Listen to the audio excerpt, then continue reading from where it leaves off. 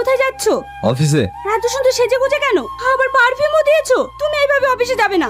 মানে এই জামাটা পরে যাও। কি? আমি এই পুরনো জামা পরে অফিসে যাব?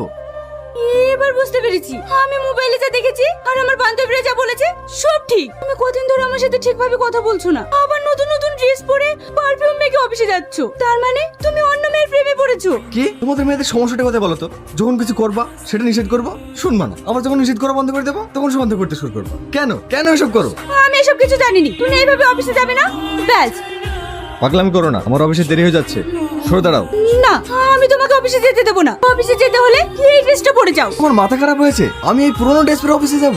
এইবার বুঝতে পেরেছি, তার মানে তুমি সত্যি সত্যি প্রেমে পড়েছো। না, আমি তোমাকে এইভাবে অফিসে যেতে দেবো না। তুমি ছেড়ে দাও, তুমি ছেড়ে দাও। প্রিয়া, তুই আমার মোবাইল ভেঙে দিলি কেন? তাই বল। আমি ঠিক করেছি, ওই মোবাইলই যত অশান্তির কারণ। সারা